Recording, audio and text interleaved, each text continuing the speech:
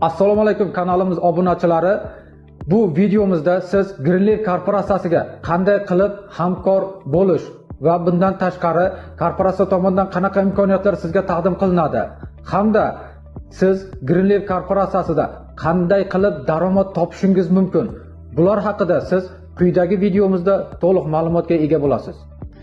Bizning korporatsiyamiz nomi Greenleaf. Siz bizning korporatsiyamizga hamkor bo'lishingiz uchun birinchi navbatda sizda 4.700.000 so'm pul bo'lish kerak bo'ladi. Agarda sizda 4.700.000 pul bo'ladigan bo'lsa, siz Greenleaf korporatsiyasi bilan hamkor bo'lgan tarzda o'z biznesingizda olib borishingiz mumkin. Siz 4.700.000 shartnoma to'lovini qilganingizdan keyin birinchi navbatda korporatsiya sizga ID raqam taqdim qiladi. Bu ID raqam korporatsiya tomonidan beriladigan bu sizning shaxsiy kabinetingiz hisoblanadi, ya'ni hisob raqamingiz. Korporatsiya tomonidan barcha olib boriladigan ishlar barchasi mana shu sizda ID raqamingizda kuzatib borilishi mumkin bo'ladi. Ikkinchi o'rinda sizga korporatsiya tomonidan mana shu 4.700.000 shartnoma to'lovingizga yarasha tovarlar taqdim qilinadi. Tovarlar nima uchun sizga beriladi? Siz bu tovarlarni uyda, ro'zg'orda, oilaviy ishlatib ko'rasiz.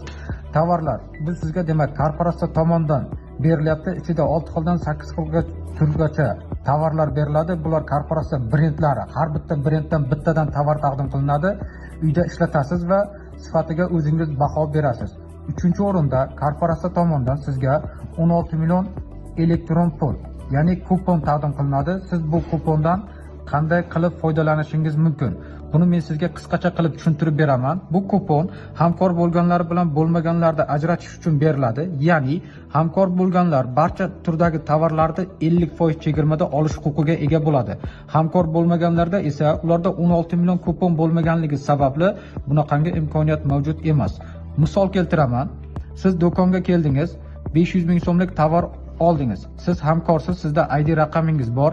Siz 4.700.000 shartnoma to'lovini qilgansiz va siz 500.000 so'mlik tovarga 250.000 so'm naqd pul berasiz.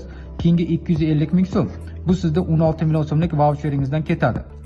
Agarda siz hamkor bo'lmagan bo'lsangiz, siz 500.000 so'm naqd pul to'lashingizga to'g'ri keladi. 4-navbatda korporatsiya tomonidan sizga yana imkoniyat beriladi. Bu franshiza imkoniyati. Franshiza degani nima degani? Franshiza degani bu tayyor biznes plan degani. Korporatsiya o'z brendini taklif qiladi.